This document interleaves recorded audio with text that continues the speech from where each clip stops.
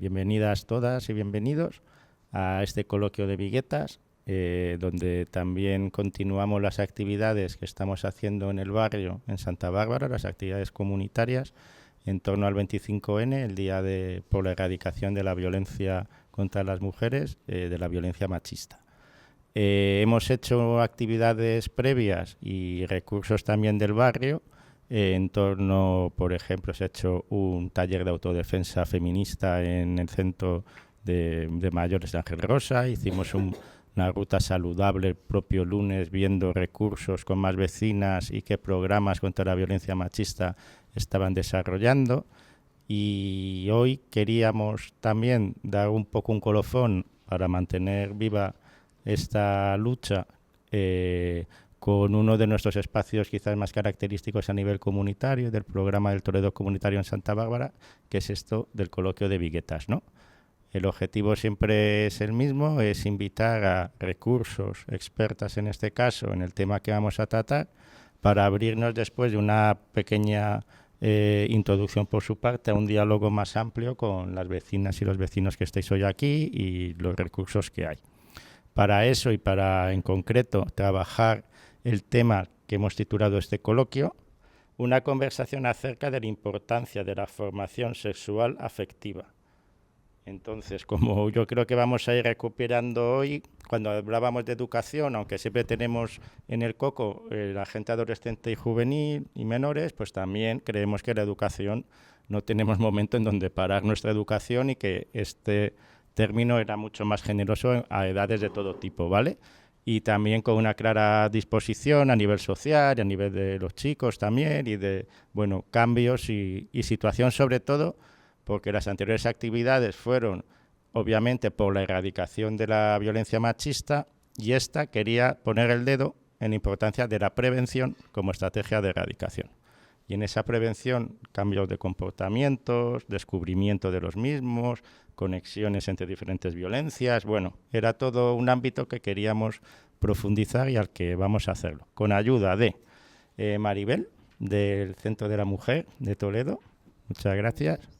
Esther, del Centro de Atención Especializada al Menor, aquí también en Toledo. Y nuestras compañeras del CRPSL, del Centro de Rehabilitación Psicosocial y Laboral, que estará Víctor, ¿verdad? Y Lucía. Entonces, sin más, damos la alcachofa primero a Maribel, del Centro de la Mujer, luego Esther, y luego ya vamos con el CRPSL, ¿vale? Habíamos calculado unos 7-10 minutitos de intervención y luego ya abrimos el melón, ¿vale? Venga, pues muchas gracias. Gracias, Maribel. Gracias. Yo encantada de estar aquí con vosotras. Es la primera vez que participo en una mesa del Toledo Comunitario, aunque sí que os sigo. Así que doy gracias que una compañera que habitualmente viene no haya podido venir y así puedo compartir con vosotras y vosotros. Es verdad que, bueno, yo me he preparado alguna cosa, pero solamente porque a mí no se me olvide. 10 minutos para mí son poco porque además soy muy habladora, pero bueno, voy a intentar ser respetuosa con las intervenciones del resto. Hablar de un recurso especializado como es el Centro de la Mujer, yo creo que habría que partir de una variable, o que todas las personas que estamos aquí tengamos en la cabeza y las personas que nos vayan a escuchar, que el sentido de un recurso como es el Centro de la Mujer es porque partimos de que efectivamente hay una desigualdad estructural entre hombres y mujeres. Si no, no podemos entender el recurso. Si no, esas preguntas a lo mejor después que desde el discurso popular vienen, ¿no?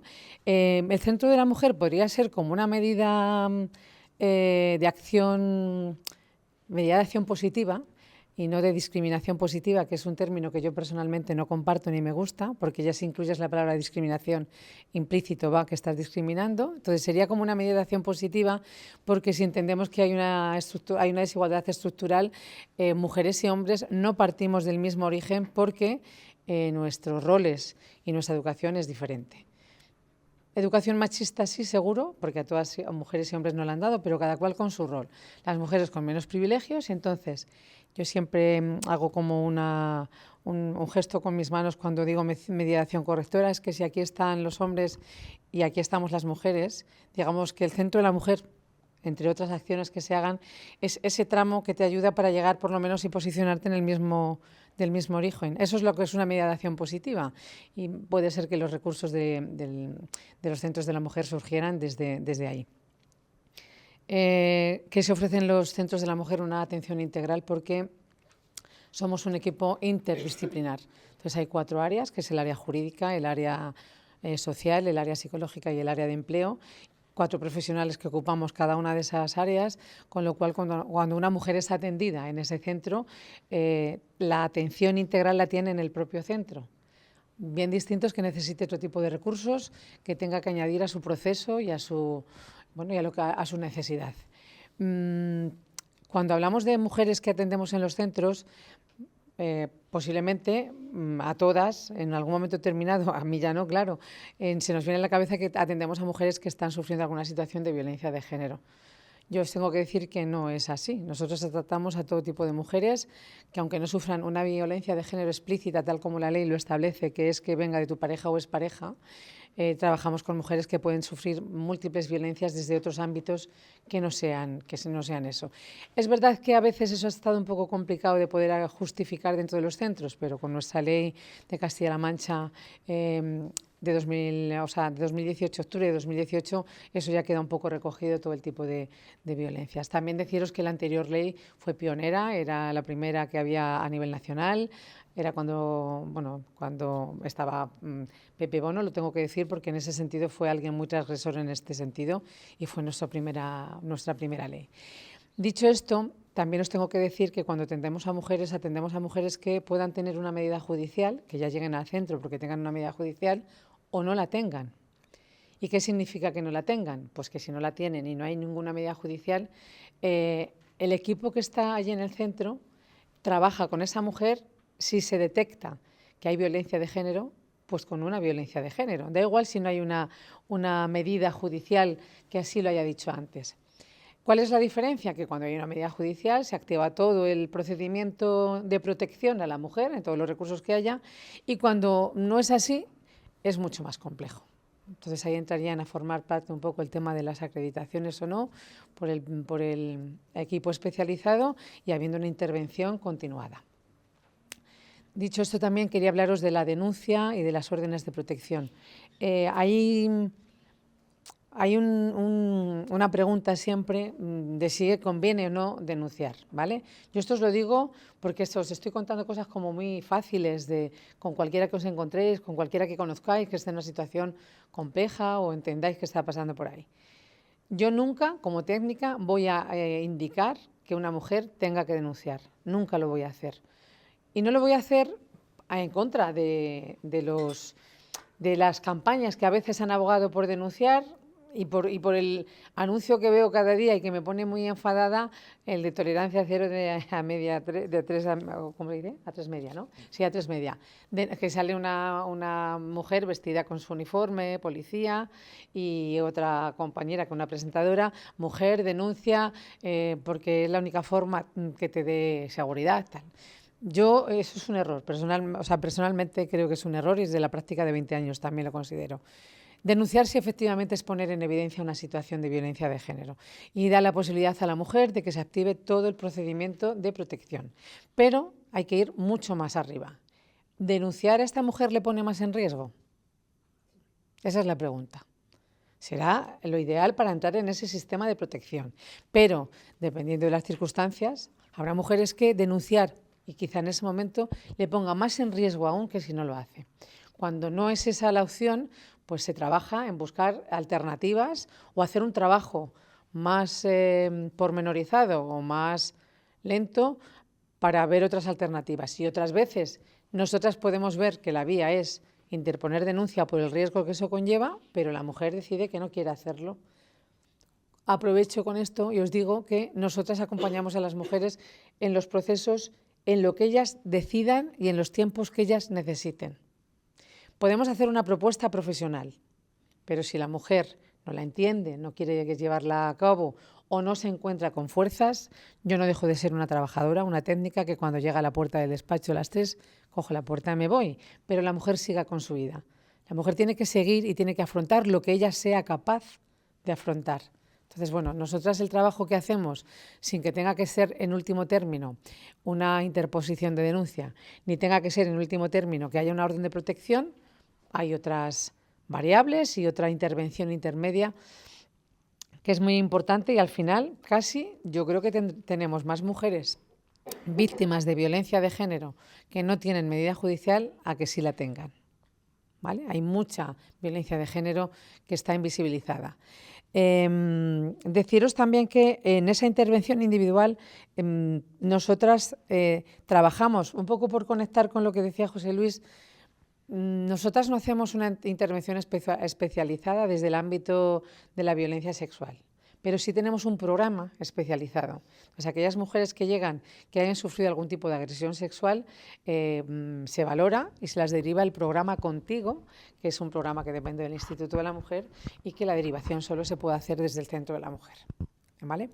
Cuando me hablo de agresiones sexuales, hablo de agresiones sexuales en tiempo real y agresiones sexuales que están apareciendo de muchos años atrás y que ahora la tecla se despierta en la persona y empieza a recordar que esa situación pudo haber tenido una situación anteriormente y que ahora en este momento es cuando le está produciendo el bloqueo, el choque y el no poder seguir con su vida de una manera un poco entendiendo qué es lo que está pasando. La otra parte más educativa y más de sensibilización es porque en el Centro de la Mujer tenemos como dos patas importantes, que es la intervención individual y la intervención comunitaria. Entonces, en la intervención comunitaria, tanto en la ETI, que es un programa, la Escuela Toledana de Igualdad, como las actividades del 8M, las actividades del 25N, van enfocadas a esa sensibilización. Dependiendo de la fecha, bueno, pues a lo mejor el 8 es más de un tono más reivindicativo, el 25 es más de visibilización y de poner un poco el escaparate de la realidad dentro de lo que está pasando con la violencia y sobre todo el escaparate abrirlo no solo a la violencia que me puede ocurrir a mí con mi pareja o mi expareja, sino que están las violencias en el ámbito laboral, en el ámbito sexual, pero fuera de agresiones sexuales, en el ámbito educativo. O sea, hay todos los ámbitos a las mujeres nos atraviesan por el hecho de ser mujeres. Es una frase muy fácil, muy mañida por muchas personas, pero muy real. Muy real. Con lo cual, deciros que también se está abriendo el abanico a que las mujeres, cuando empiecen a ver que no están siendo bien tratadas, no solo identifiquen la violencia física, que es evidente, explícita y que todo el mundo vemos, es la que nos pone en alerta y la que decimos, uy, esto ya se ha llegado a este punto.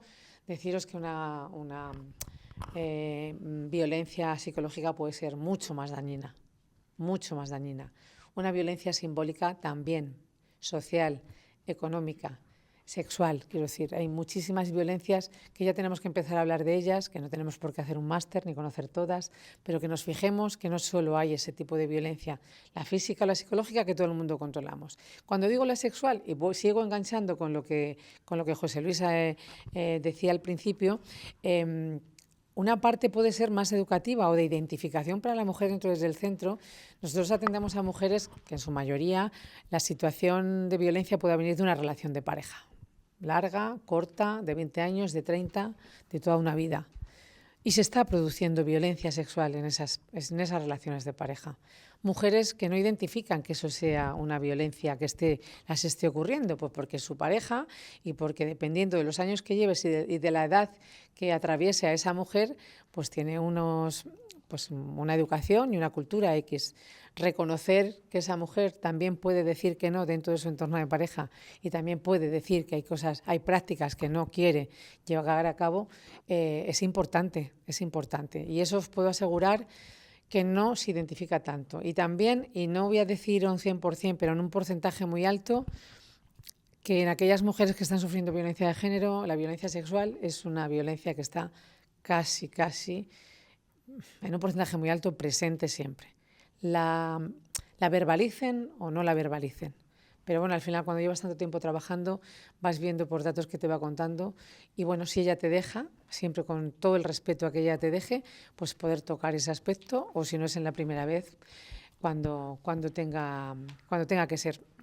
Poner el acento también, para no salirme del tema de la mesa de hoy, que está habiendo un repunte de atenciones de mujeres con agresiones sexuales y atenciones a mujeres jóvenes.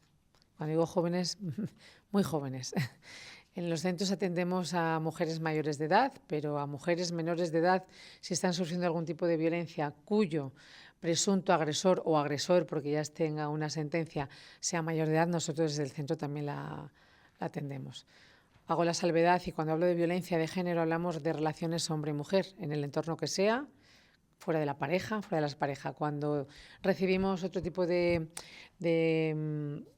mujeres que sufren otro tipo de violencias dentro del entorno familiar, desde sus hijos, desde otras familiares, es violencia doméstica, que nosotras no lo trabajamos, que soy consciente, y os lo digo aquí abiertamente, que también las atraviesa el género, porque el porcentaje de mujeres que son maltratadas en el ámbito familiar es bastante, infinitamente mayor que el que puedan sufrir los hombres, y lo sufren porque son mujeres, pero no viene de su pareja o expareja. Y por último, quería deciros lo más importante y lo que a mí tantos años de experiencia me ha venido dando es que es súper importante cuando trabajamos con personas, en este caso con mujeres violentadas, que tenemos que hacer un trabajo de deconstrucción personal, las y los profesionales, muy importante. Porque si no nos vaciamos y no estamos vírgenes cuando atendemos a una mujer, nuestra intervención va a ser mala, no va a tener calidad. Si yo, voy a poner un ejemplo sin molestar a nadie que lo sea, si yo soy creyente y a mí me atraviese la religión cristiana, donde las relaciones de pareja se tienen que mantener un poco a costa de todo, hay que intentar no romper, no hacer una ruptura de esa pareja.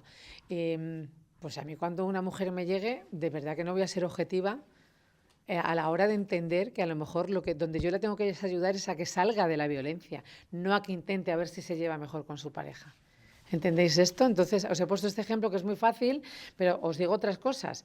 Pues que a mí me da igual utilizar el lenguaje neutro y yo entienda que pues decir los hombres, ahí yo incluyo a las mujeres, pues es que las mujeres somos el 50% de la población y en cuanto yo tengo una mujer delante la tengo que visibilizar y la visibilizo en principio, o sea, desde el primer momento si le hablo como es ella, con el A por delante, y que nadie se moleste, porque hay mucha resistencia en esto. Entonces, toda esa labor de que yo a lo mejor en mi vida personal no quiero utilizar el A por respeto y a nivel profesional sí lo tengo que utilizar porque atiendo a mujeres. Ese trabajo le hago yo personal, esa deconstrucción de tú tienes que mirar a la mujer desde su situación, y aquí lo digo abiertamente, metiéndote en los zapatos de la otra persona, pero en los zapatos, en los suyos, quizá desde ahí veamos las cosas de otra manera. Y esa frase que hasta yo la he mencionado hace muchos años de si a mí esto me pasara no lo iba a consentir, dejé de decirlo hace mucho tiempo. ¿Vale? Bueno, esto es lo que os puedo compartir y bueno, luego hablamos más cositas. Gracias, Maribel. Pues Esther, del CAIM. Bueno, pues muchas gracias, lo primero por invitarme a este foro en el que yo tampoco había participado anteriormente. Y decir que ha sido un placer escucharte, compañera, porque es cierto que yo tengo la sensación, sin ser especialista en el tema, que lo que se habla a través de la información, de medios de comunicación, de redes, de publicidad, está limitado a unos términos muy reduccionistas y creo que no visibilizan realmente la realidad y, como tú has comentado, en algunas situaciones casi en contra, ¿no? Casi jugar en contra de lo que se pretende o de lo que podría ser una buena intervención. Yo desde la práctica, sabéis que trabajo en el Centro de Atención Especializada al Menor, no sé si todos lo conocéis, hago una pequeña introducción de lo que es. Son chicos, chicas adolescentes de 13 a 17 años que vienen derivados porque tienen problemas conductuales. Esos problemas conductuales podemos reducirlos básicamente a dos, quiero decir, conductas agresivas hacia afuera o conductas autolesivas hacia adentro, o en ocasiones chicos, chicas que presentan estas dos facetas, ¿vale? Y esto es lo que se ve desde fuera, esto es como la punta del iceberg, y cuando nosotros conocemos a estos chicos y a estas chicas, lo que observamos es que detrás de todas estas conductas pues hay una situación o varias situaciones que se han vivido muy traumáticas durante la infancia de estos menores y que en ocasiones estamos hablando de abandono, en ocasiones estamos hablando de maltrato, en ocasiones estamos hablando de abuso sexual y en ocasiones estamos hablando de violencia machista ejercida entre sus padres o sus cuidadores. Entonces, creo que es una suerte, primero, participar en este foro y, segundo, trabajar donde trabajo, porque efectivamente nosotros trabajamos desde la prevención. Lógicamente no se dan situaciones de violencia machista dentro de lo que es el centro donde yo trabajo, entre los chicos y las chicas. pero sí se dan situaciones violentas que les conectan inevitablemente con situaciones que han vivido anteriormente, en las que han podido observar o a veces ser víctimas, ¿vale? A sus padres o a sus cuidadores principales ejercer la violencia entre ellos y la violencia machista de manera más específica. Y esto a ellos les conecta con unas emociones y esas emociones les hacen sentir rabia, les hacen sentir dolor, les hacen sentir tristeza, sufrimiento, ¿vale? Y lo que nosotros trabajamos es precisamente la gestión de esas emociones, ¿no? El cómo se sienten ellos ante esas situaciones que han vivido, y con la suerte de poder hacer prevención para que, lógicamente, no repitan esas conductas en el futuro, en su vida adulta. El repetir estas conductas, quiero decir, digamos que son chicos, chicas en situación de riesgo de repetir ese tipo de conductas que han vivido, bien como perpetradores de esa violencia o bien como víctimas de esa violencia. Y entonces aquí, cuando ya nos vamos al campo de la prevención, yo os traigo ahora como unas propuestas para poder trabajar. También soy sexóloga, aparte de trabajadora social, y entonces os planteo unas propuestas enfocadas a la prevención de la violencia de género en relación a hacer cosas parecidas que se hacen con la educación sexual, ¿vale? Con la educación afectiva sexual. Mirar, si recordáis hace años, por la edad que tenéis todos, entiendo que recordaréis en los años 90, ¿no? Toda la prevención en la educación afectivo-sexual estaba basada única y exclusivamente en la enfermedad de transmisiones sexuales y en la prevención de embarazos no deseados, ¿no? Y todos recordaremos cómo eso era insuficiente, quiero decir, los casos de ITS aumentaban, los casos de embarazo no se frenaban tampoco, y porque pudiendo echar la vista atrás, ¿no? Y desde la experiencia, efectivamente, en lo que nos equivocábamos, los profesionales a intentar hacer prevención desde esa parte, era porque enfocábamos la prevención solo y exclusivamente para evitar consecuencias indeseadas o efectos negativos, ¿no? Es decir, basábamos o igualábamos educación sexual igual a prevención de embarazos igual a prevención de ITS. Ahora, en el presente, actualmente eso ha cambiado, y menos mal que ha cambiado, porque desde la educación afectivo-sexual lo que se hace para prevenir muchas situaciones es trabajar sobre los valores, ¿vale? Trabajar sobre los valores, sobre las relaciones de pareja, ¿vale? Trabajar desde otro punto totalmente distinto. Lógicamente también hay que seguir hablando de embarazos no deseados, etcétera, etcétera, pero el hecho de trabajar desde valores cultivables, ¿vale? Entonces, la propuesta para trabajar la prevención en la violencia de género, yo intuyo, ¿vale? Sin ser especialista, lógicamente, en el tema, vuelvo a decir, pero intuyo que desde la prevención hay algo a lo que no estamos llegando, ¿vale? Y entiendo que ese algo es porque muchas veces a través de las redes, la publicidad, tal, etcétera, o a través de las propias charlas preventivas que se dan, nos enfocamos en solo hablar de las consecuencias negativas que tiene las situaciones de maltrato en la violencia de género. Y creo que podemos dar la vuelta a la tortilla y hacer lo mismo que hacemos actualmente con la educación afectivo-sexual, sino hablar de los valores cultivables, ¿vale? Para ello, y ahora más tarde, por no enrollarme más, creo que tenemos que cambiar el chip, de alguna manera, dar esa vuelta o conseguir dar esa vuelta a la tortilla, y para eso tenemos que tener en cuenta muchos aspectos que influyen en que los chicos, chicas, el día de mayor sean víctimas o sean perpetradores de la violencia. Y de esas propuestas hablamos luego, ¿vale? En concreto son 9 cositas que los profesionales, creo que para prevenir y para hablar de prevención, tenemos que tener en cuenta estos 9 aspectos que creo que condicionan o que son determinantes para que el día de mañana podamos prevenir y poderlo enfocar de una manera mucho más positiva. Así que luego las propuestas os las cuento, luego si queréis, en un momento dado. Puedes, sí, o señalar alguna, sí, para, ¿os parece? No, y luego le damos a las compañeras y abrimos el menú. Si las puedes dar así un poco telegráficas un poco, o Sí, me explico, son 9, enumerarlas si acaso. Enumerarlas. Por favor, Mira. gracias. Vale. Bueno, la primera propuesta que os traigo, recordad que el modelo que yo os propongo para trabajar y para tener en cuenta la prevención son valores que hay que fomentar dentro de las relaciones de pareja, ¿vale? Entonces, la primera de ellas es diferenciar entre el amor y el enamoramiento, ¿vale? Tenemos que intentar salir de la mirada adulta que tenemos ya, ¿no? E intentar entender la mirada juvenil, ¿no? Para poder entender esto. Entonces, bueno, si recordáis la diferencia, y si no lo podemos hablar un poquito más tarde, más profundamente, la diferencia entre estar enamorado o tener una relación de amor, quiero decir, hay muchas cosas que son muy diferentes y que los chicos y chicas tienen que conocer, pues para saber que en un acto de enamoramiento voy a actuar casi de manera impulsiva, promovido por muchas hormonas, y que la etapa del amor es otra etapa totalmente distinta que da paso a relaciones más estables.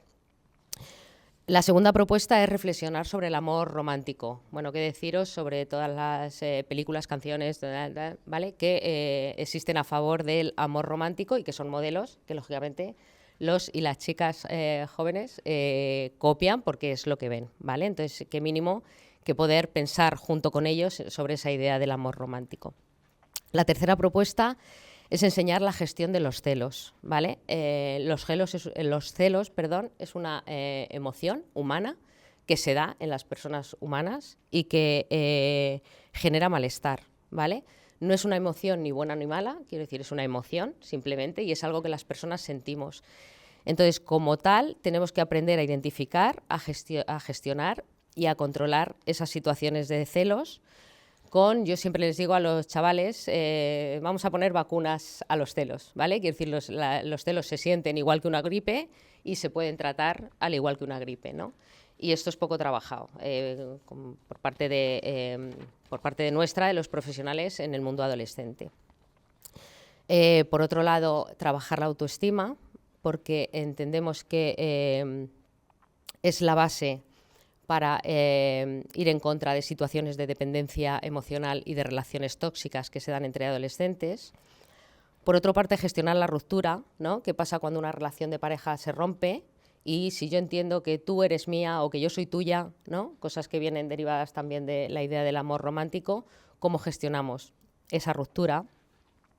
Luego, trabajar también desde las claves dentro de la pareja. Aquí he metido como 5 puntitos, los enumero nada más, lo que tiene que ver con la intimidad personal y la intimidad de pareja, que son cosas diferentes que a veces se confunden, con lo que tiene que ver con la intimidad digital, ¿vale? Si tú no me dejas la clave de tu móvil es porque no me quieres lo suficiente. Con trabajar los límites, los propios límites dentro de la pareja, que sean límites consensuados, porque toda pareja tiene sus límites.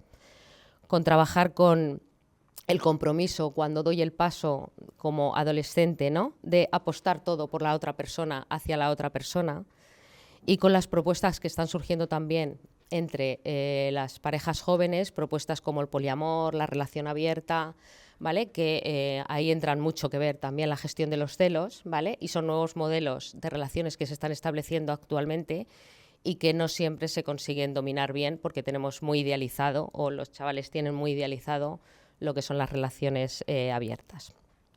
Luego, como propuesta número 7, ya voy por la 7, ¿vale? Estoy intentando ser muy breve.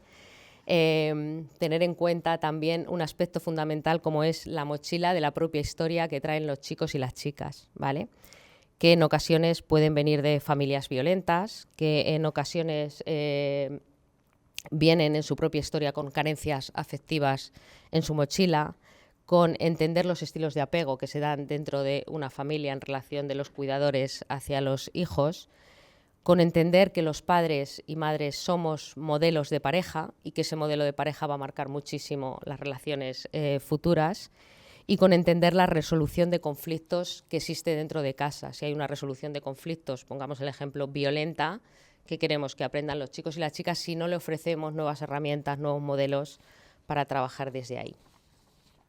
La propuesta número 8 tiene que ver con trabajar las nuevas masculinidades. Esto ha nombrado algo la compañera, quizá no llamándolo así, pero es verdad que cuando yo voy a institutos me encuentro ciertas resistencias por parte de los chicos adolescentes con el tema de la prevención de la violencia de género, porque tienen unos roles que no podemos obviar asociados al hecho de ser varón.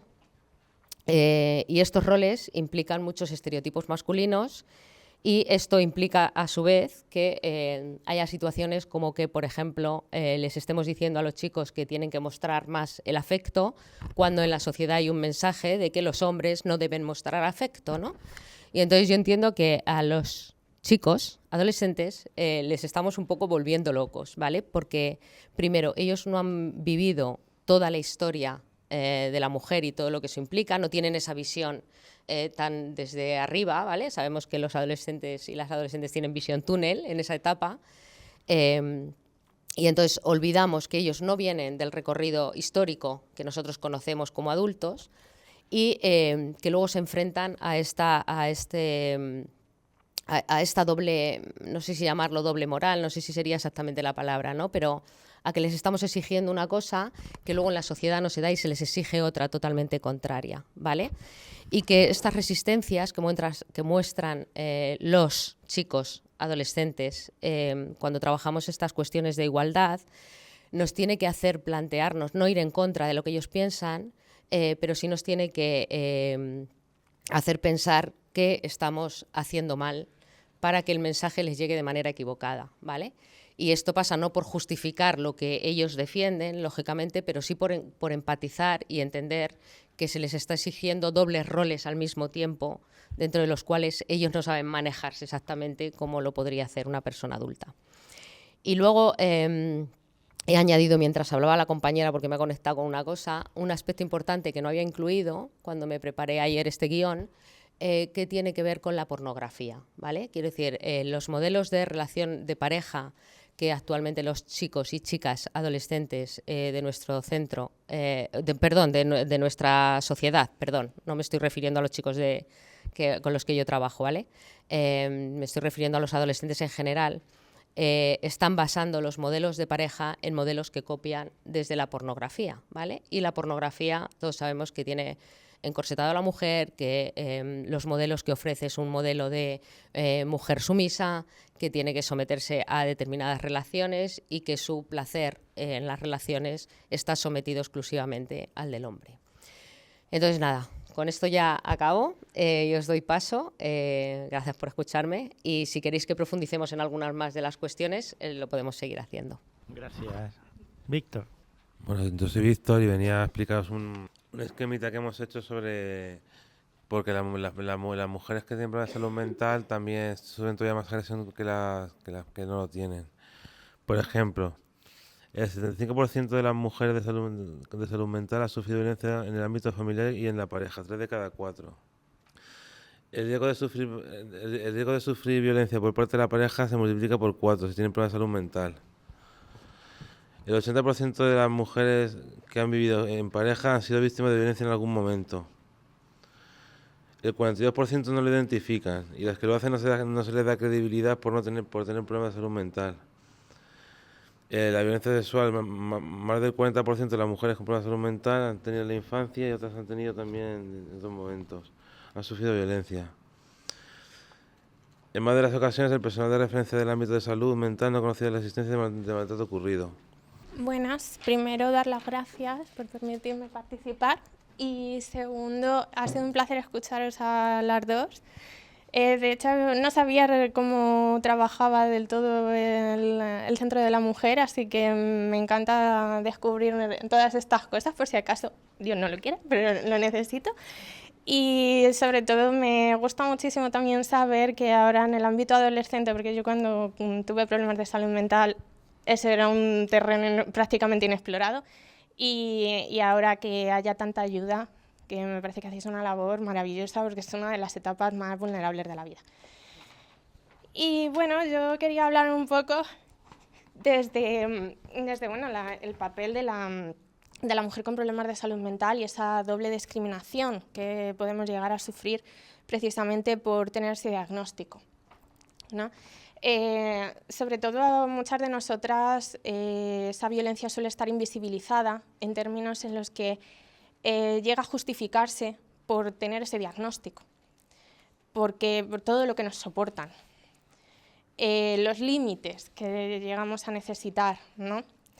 Y incluso la propia mujer justifica eso porque se lo llega a creer. en ese estigma, en ese autoestigma que llegamos a tener solo por el hecho de tener este diagnóstico.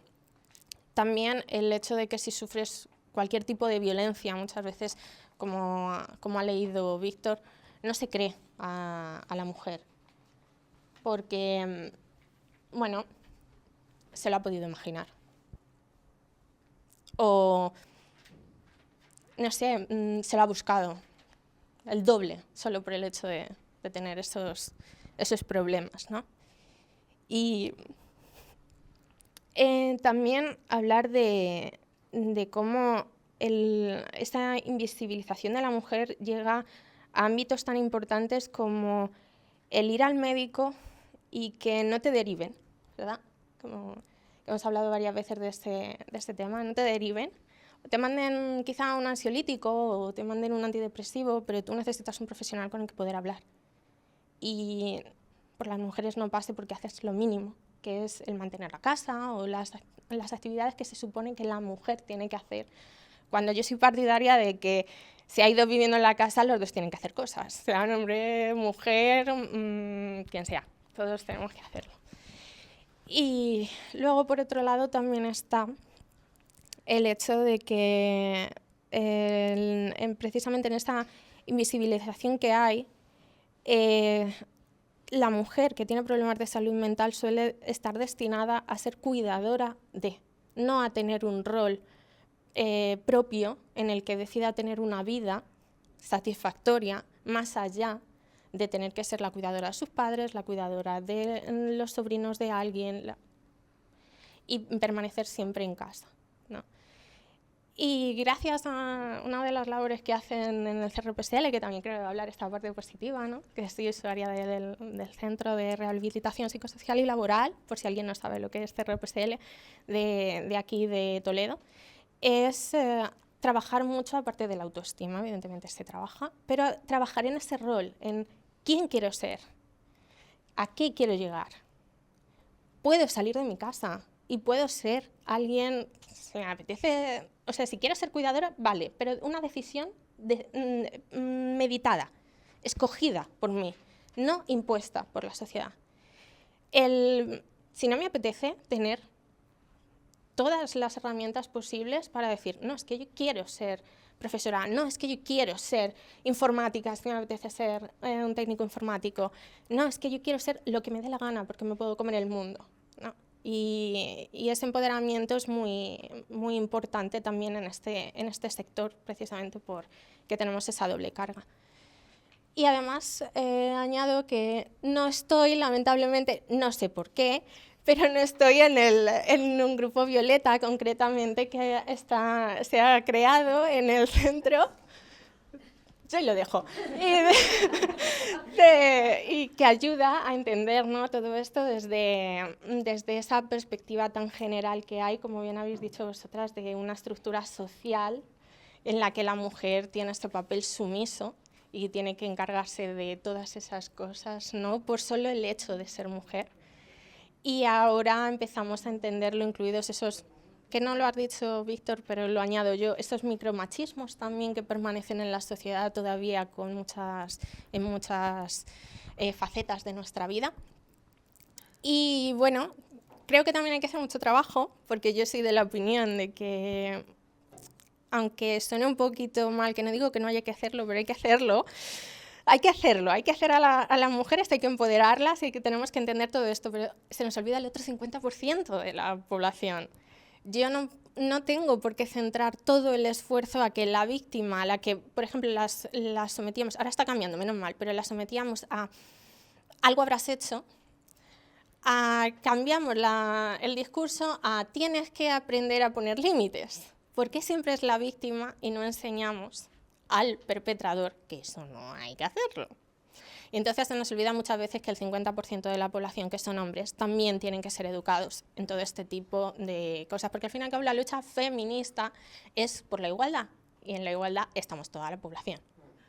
Tampoco se nos tiene que olvidar que a veces hay porcentajes más pequeños que tienen que ver con hombres que también pueden ser violentados por mujeres, que suceden, que están mucho más invisibilizados todavía.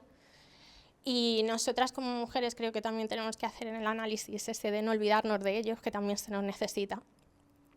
Y luego, por otro lado, el que creo que os he oído alguna de vosotras hablar que es la violencia del hombre ejercida por la mujer, pero me gustaría saber si hablamos también, porque cabestros y cabestras hay. Entonces, hay violencia también de mujeres ejercidas hacia otras mujeres, y no solo en un ámbito que sea familiar, también puede ser efectivo.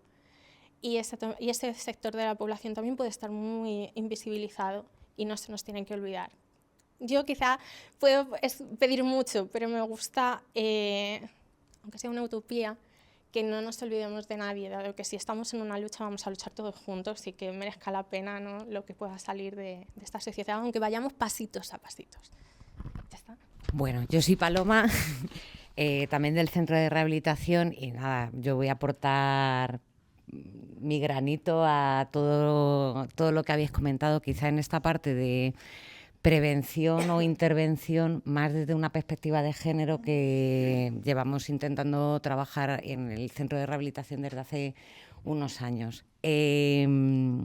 Sí que es cierto que tenemos que partir de la base de que los profesionales que trabajamos en salud mental, pues efectivamente tenemos que dar cuenta de todos esos datos que nos ha traído Víctor, que a nosotras nos preocupan mucho, pero una de las cosas que tenemos que tener en cuenta es que como profesionales estamos casi que obligados a formarnos en perspectiva de género. O sea, y esto quizás dentro del pequeño decálogo de buenas prácticas que de los profesionales de rehabilitación psicosocial quizás sería uno de ellos, el podernos formar en perspectiva de género. Por otro lado, nosotros contemplando esto, una de las cuestiones que siempre nos está preocupando mucho es la visibilización de las cifras, porque todo aquello que no se cuenta y no se dice, pues al final termina no existiendo. Entonces hacemos un ejercicio de dar siempre muchos datos y muchas cifras de tema de mujer, violencia, trastorno mental, por todo esto que ha estado comentando también Lucía.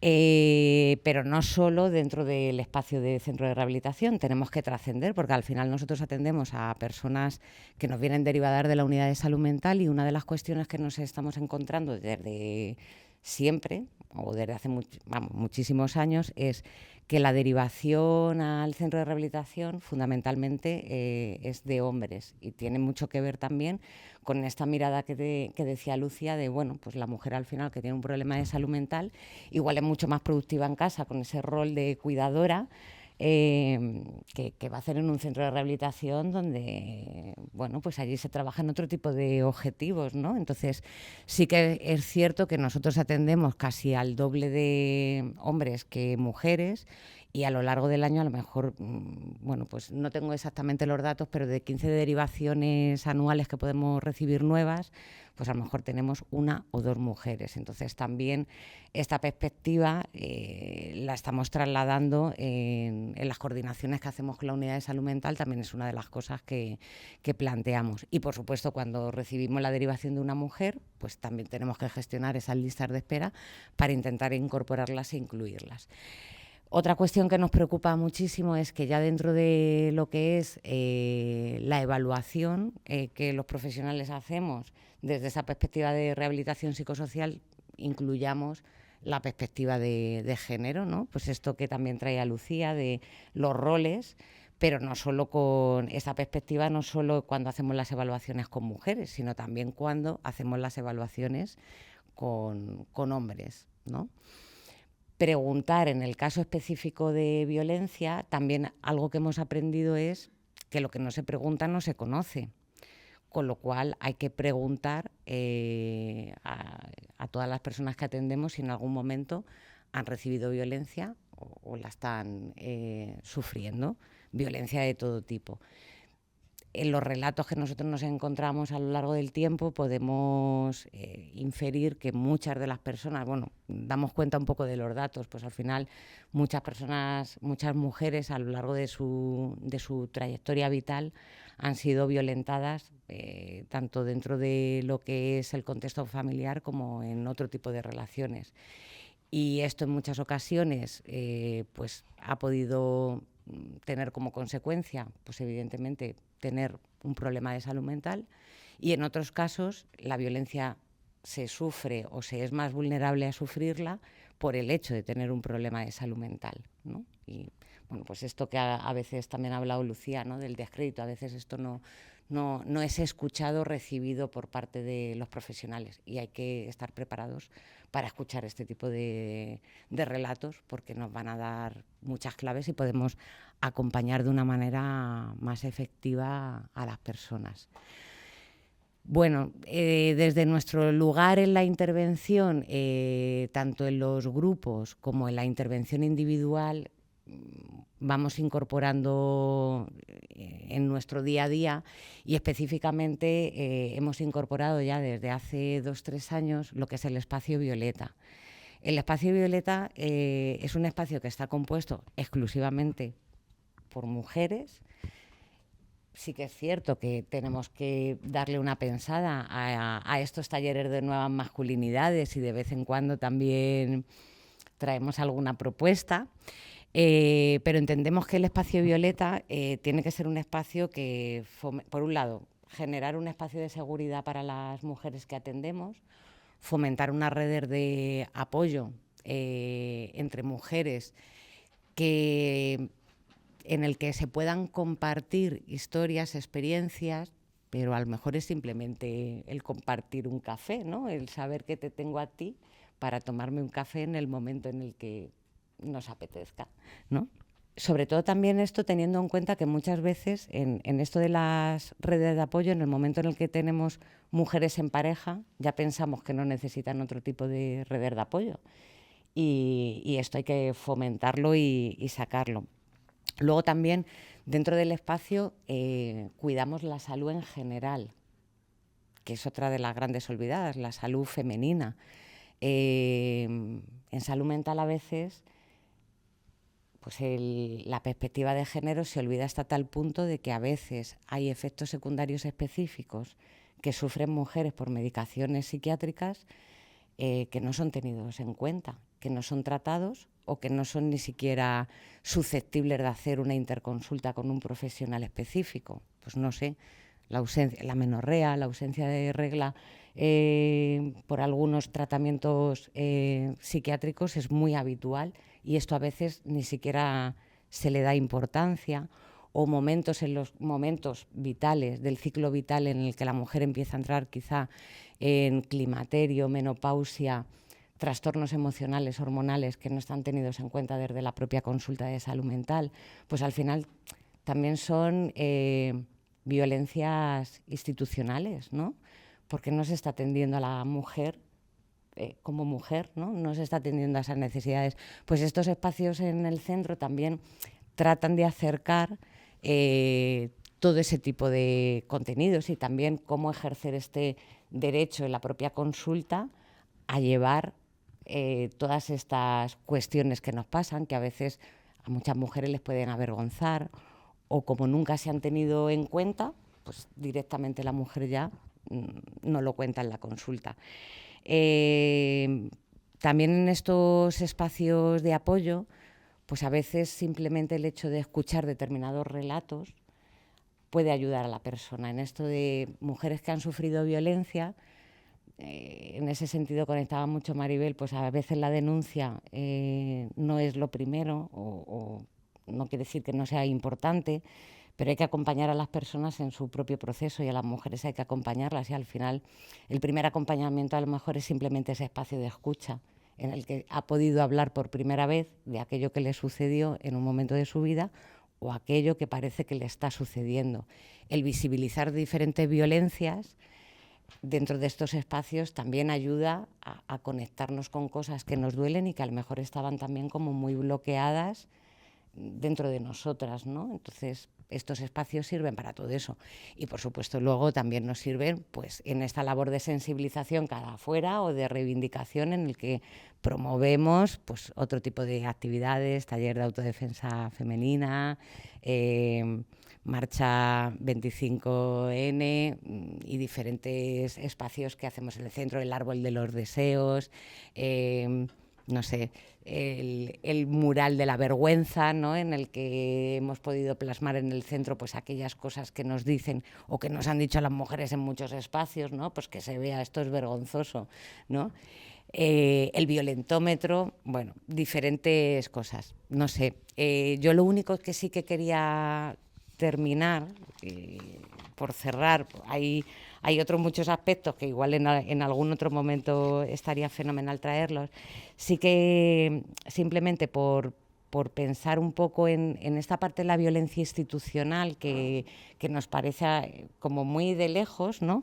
Quería traer el título de un libro que se llama 9 nombres, que es de María Huertas, en el que relata esos 9 nombres es resignificar y volver a nombrar a mujeres que en un momento de su vida fueron internadas en el Hospital Psiquiátrico de Bétera y fueron olvidadas. Y gracias también a un grupo de profesionales de la salud mental fueron resignificando su historia y su lugar, ¿no? Y simplemente María iba a dar cuenta de su historia poco a poco. Corría el año 74 y 2 centenares de no enfermos como ella, homosexuales, disidentes, parias, madres solteras, iban a dejar el psiquiátrico valenciano de Bétera en 3 años, dado que ni siquiera sufrían una enfermedad. A María la esperaba una hermana, 2 hijas y un hombre dispuesto a quererla. Su único mal, el olvido. Madre soltera en la adolescencia, había perdido a su novio antes de cumplir los 20 y se colapsó. Se ganaría la desconexión absoluta de su hijo y de su familia, un arrullo enloquecedor de cerrojos y siseos de monjas, anotaciones escuetas de sus guardianes. Muestra cierto alivio porque ya cose, vainica y sobre vainicas. Punto de cruz, de sombra, de arenilla. La joven psiquiatra que escuchó su historia en los 70, cuando la sacaron del viejo manicomio y la llevaron a Bétera, que le darían el alta, no iba a olvidarla jamás. Entonces era una joven residente, hoy jubilada. María fue una de tantas mujeres que fueron olvidadas, que ni siquiera nadie la preguntó qué es lo que le había sucedido, si tenía hijos, si tenía... fueron simplemente apartadas por el hecho de que en un momento de su vida sufrieron un colapso y por el hecho de ser mujer fueron internadas en un hospital psiquiátrico. Y bueno, nada más. Gracias. ¿Os parece que abramos 20 minutitos que tenemos para que acabemos de turno de palabras ya abierto con todas las cosas que han ido saliendo, las compañeras que han hablado, las intersecciones, el papel de la educación, toda la cuestión en torno pues a las denuncias, el punitivismo, un poco... Bueno, han salido muchos elementos. Yo sí que quisiera para estos 20 minutos, si fuera posible en algún punto, también que lo encaucemos, aunque yo creo que estos elementos han estado presentes, pero por volverlo a lanzar, que es un poquito también la responsabilidad aquí de coordinarlo un poco en que pensemos ese papel, o lo volvemos a subrayar, de lo comunitario. ¿Qué papel estaría jugando la comunidad o cuál debería de jugar frente a todas estas estrategias y herramientas que estamos proponiendo, ¿no? Ahí el papel de lo comunitario también, ¿cómo lo veis un poco y qué peso tiene? Porque no hay nada que hayamos hablado que se pueda comprender como procesos individualizados exclusivamente, sino que todos sucede en un tipo de comunidad. Ahora que estamos hablando tanto de la inclusión para arriba, para abajo, pues no vamos a hacer una inclusión dentro de una comunidad machista o con...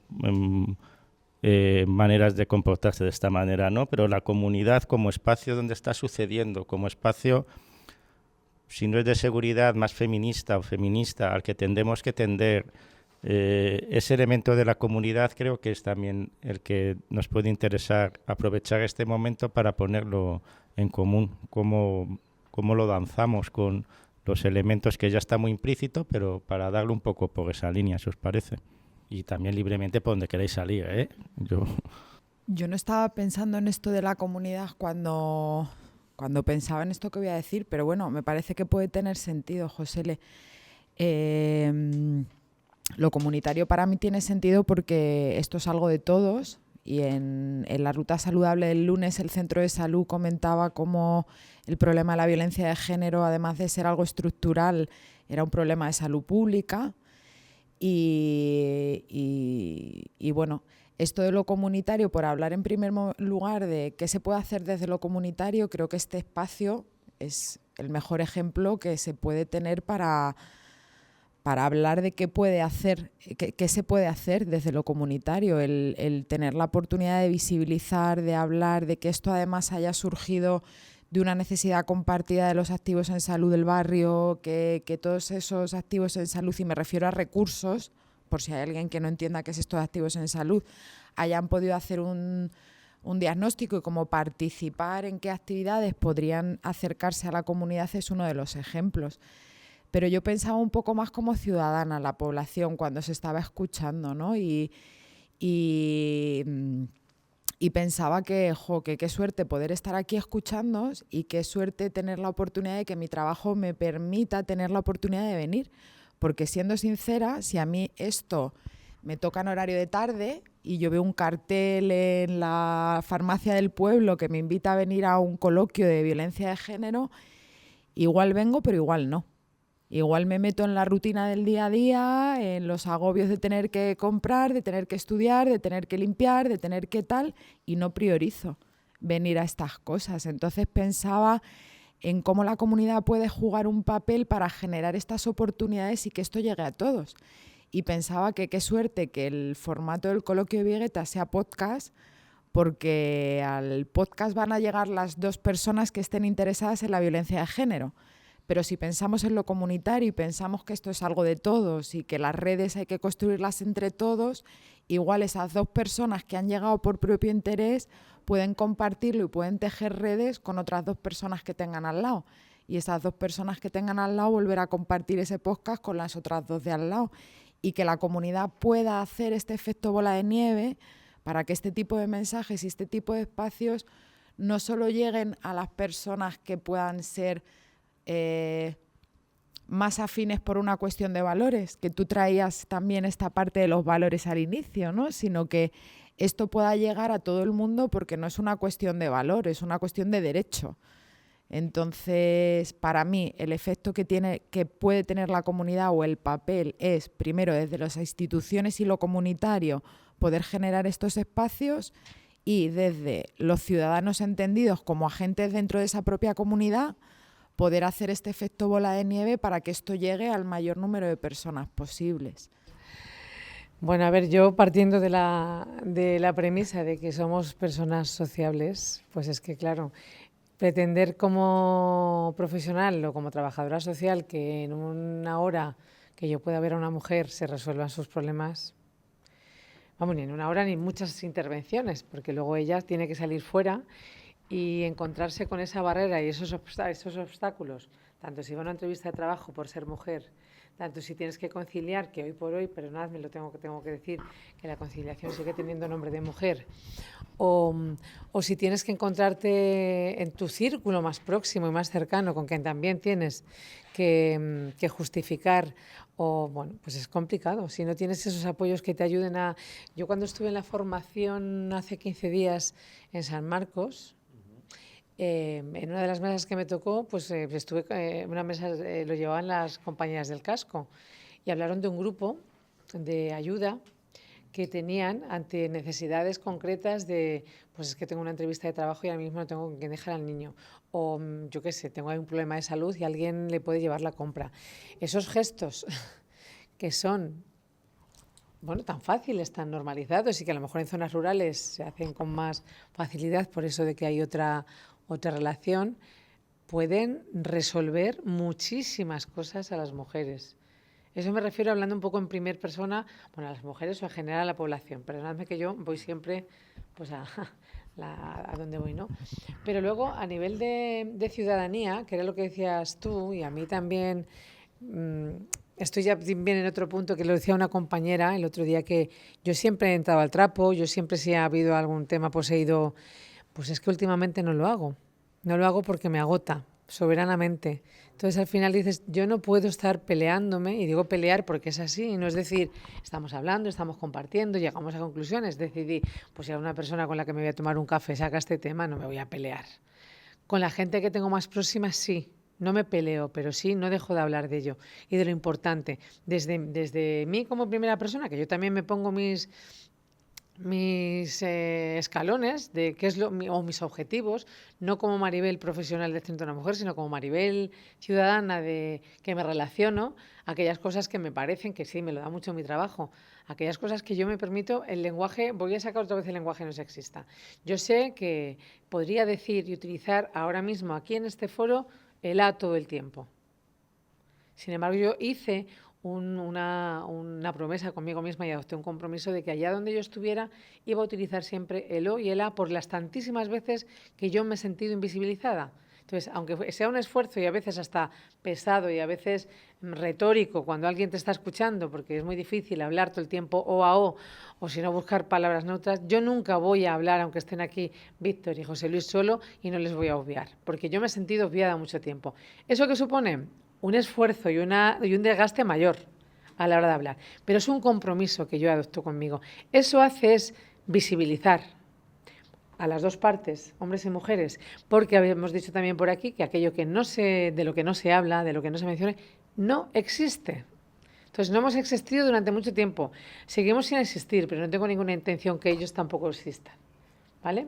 Entonces, otra parte es hablar de los hombres maltratadores y que maltratan, que eso ya sería otra cuestión. Pero en general de población yo creo que podemos hacer esfuerzos personales propios y hagamos esa bola de nieve que tú dices, y no tienen que ser ni mayores, ni peores, ni más grandes, ni más pequeños, pero sí es ir calando un poco al que tienes al lado, porque a lo mejor solo puedes incidir con tu metro cuadrado de primeras, pero luego a lo mejor pues si vas más allá igualmente, así que comparto mucho lo que dices tú. Desde la pregunta que has lanzado, José Luis, y en relación con lo comunitario, creo que la comunidad, formado por ciudadanos y ciudadanas, o una de sus funciones es prevenir para que no se tengan que dar situaciones donde la violencia de género existe. Y aunque esto suene utópico, como decías tú, vivan las utopías porque son y las ilusiones porque son las que nos mueven, ¿no? A cambiar el mundo o lo que entendemos que debe cambiar en el mundo, creo que es imprescindible, y vuelvo a insistir en mi primera intervención, abogar a la prevención, ¿vale?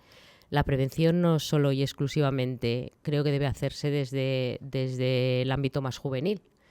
Creo que chicos, chicas, mujeres y hombres adultos también deben escuchar, tener en cuenta, mentalizarse, ¿no? de ciertos aspectos, porque si no, efectivamente, vamos a caer en el mundo de la violencia invisibilizada. Y desde ahí, cuando estábamos organizando este coloquio, José Luis y yo hablábamos de la necesidad de hacer formación. Quiere decir que dentro de estas propuestas que yo traigo, que no se trabajan siempre desde el ámbito educativo en institutos, ojalá, y se pudiera hacer desde todos los institutos casi como asignatura obligatoria, pero sí que los ciudadanos, las ciudadanas y los y las profesionales tenemos la obligación de estar formados, como decía Paloma, en perspectiva de género y de tener en cuenta muchos factores que entran en juego en ellas. Y desde tener en cuenta estos factores, hablaba con José Luis antes de cuando estábamos organizando este encuentro, de la posibilidad de hacer una formación, ¿no? De hacer una formación en prevención de violencia de género, porque hay muchas pequeñas cosas que se pueden hacer desde nuestra casa, entendiendo que es el granito más próximo y más cercano que tenemos, desde nuestros trabajos como profesionales sanitarios, y desde la prevención para y hacia el resto de población, de ciudadanos, ¿no? sí que he hecho en falta en este coloquio personal del ámbito educativo, ¿vale? Porque entiendo que efectivamente ellos tienen un papel casi de responsabilidad que tenemos todos, ¿vale? Pero ellos más directa quizá, bueno, no sé si igual, ¿vale? Que de las que tenemos de los profesionales que estamos aquí y de las personas que estamos aquí. Pero creo que sería necesario hacer una formación específica de pequeñas cositas que se pueden hacer, que sabemos que haciendo pequeñas cositas se cambia el mundo poco a poco, ¿no? Granito a granito, para tener en cuenta que se pueden hacer de andar por casa. Estoy hablando no de ser expertos, no de ser técnicos, no de volvernos expertos o técnicos, pero sí pequeñas aportaciones, que es que con un gesto, con una frase en un momento dado, dentro de estas propuestas que yo os planteaba antes, cuántas cosas se pueden hacer en el día a día desde nuestro trabajo como ciudadanos, desde donde estemos, desde nuestros respectivos lugares en todos nuestros entornos de nuestra vida, con nuestra pareja, cuántas cosas se pueden hacer, que son las que van cambiando, ¿no? Pues ahí muy lentamente, como muy bajo fondo, lo que efectivamente se ve en la superficie, ¿no? Y entonces José Luis y yo hablábamos de la posibilidad de hacer esa formación, lógicamente invitando también al ámbito educativo, que creo que bueno, por lo que sea no estará, ¿no?, hoy aquí, pero que tiene un papel también fundamental como el resto de personas que estamos aquí. Bueno, soy Paloma, soy técnico de atención comunitaria del Centro de Rehabilitación de Toledo. Y bueno, antes, preparando un poco lo que veníamos aquí a contar y de lo que veníamos a hablar con Lucía y con algunas mujeres más que no han podido venir, pero que sí que nos han ayudado a prepararlo, comentábamos que bueno, pues el tema de los micromachismos, ¿no? Que al final pues son cosas que no solo les sucede a los hombres, porque en un principio lo iba a traer Víctor y hemos comentado, pues es que no solo le pasa a los hombres, también nos pasa a las mujeres, ¿no? Y entonces hemos comentado, yo casi que mi opinión va a ser más como madre de adolescentes que como técnico, porque mi especialidad es en salud mental, pero es verdad que pensando en mis hijas, comentábamos antes, es que yo pienso en que mis hijas vengan solas por la noche y me muero de miedo. Y yo no pienso en educar a mis hijas porque yo sé lo que yo hago en mi casa y la educación que yo les doy en mi casa. Yo lo que pido a la sociedad, ¿no?, y a la comunidad es que eduque a sus hijos, al resto, ¿no?, a los que pueden hacer daño, a las mías. Yo tengo la responsabilidad de educar a las mías, ¿no? Pero cada uno en casa tenemos que empezar, esa sociedad y esa comunidad es que tiene que empezar en casa. Si no empieza en casa, tenemos un problema. Entonces, al hilo de lo que decía Esther, de que efectivamente después de lo que hacemos en casa va el colegio, después, o sea, son agentes implicados en la educación de nuestros hijos muy importantes, con una responsabilidad muy alta, en la que efectivamente estoy completamente de acuerdo con Esther, que yo creo que como sociedad lo que habría que hacer es formar a los profesores, a los padres, para que podamos dar respuesta, ¿vale?, a lo que están viviendo nuestros hijos ahora, que muchas veces además no somos ni conscientes del bombardeo digital y bueno, la educación que están teniendo en cuanto a la sexualidad, tan alejada de la realidad, tan alejada de lo que nosotros ni siquiera conocemos y de lo que somos conscientes. Y creo que si estamos tan lejos de lo que está sucediendo realmente, si estamos tan lejos de lo que ellos ven, de lo que ellos comentan, de lo que ellos hablan, estamos muy lejos de poderles ayudar o de poder reconducir, ¿vale?, cualquier tipo de violencia que ellos aprendan de ese bombardeo constante. Entonces creo que es muy importante ir directos a las redes sociales, a quien genera contenido, efectivamente el área educativa, que tiene un papel muy importante, y toda la información preventiva es poca. O sea, que yo también creo que es muy importante, pero sí que como comunidad empezamos en casa, claro, ahí es donde hay que empezar. Bueno, yo también creo que para que la comunidad funcione tenemos que educar a nuestros hijos en que respeten a las mujeres, a nuestras hijas, que se hagan respetar.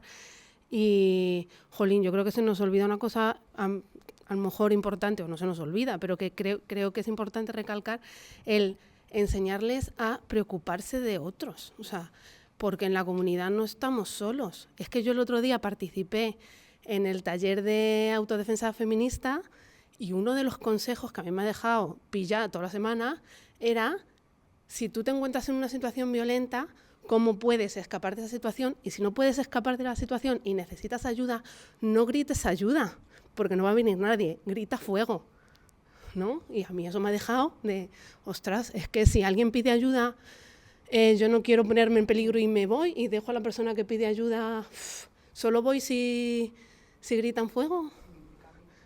Claro, no sé, que me parece que también esa parte... Es que yo iba a decir lo mismo, Lorena, que para mí la base, iba a decir lo mismo, que para mí la base de todo esto de lo comunitario, ¿no? Que se han hablado de cosas concretas que tienen que ver con incidir en la educación, en la prevención, en tejer redes de apoyo mutuo, en que cada uno desde su espacio individual como ciudadano pueda hacer bola de nieve.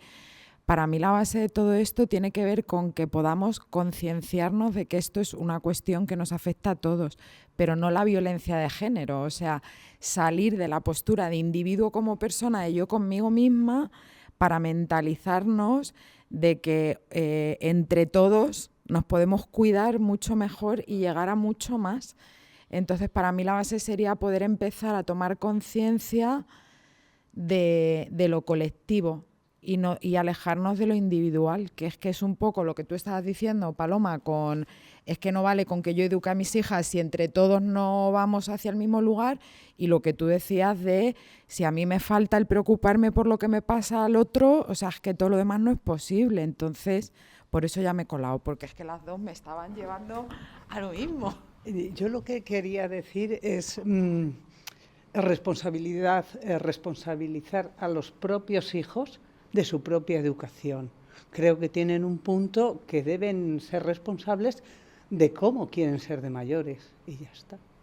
Yo iba al hilo de lo que decía Lorena, pero ya no solo en ese ámbito de pedir ayuda en un momento en el que estás en peligro, sino en nos solemos quedar callados cuando hay una injusticia de la índole que sea. Y si, por ejemplo, estás en un grupo de lo que sea y se está hablando, en un grupo entre hombres, por ejemplo, se está hablando mal y se está de la mujer y se la está cosificando.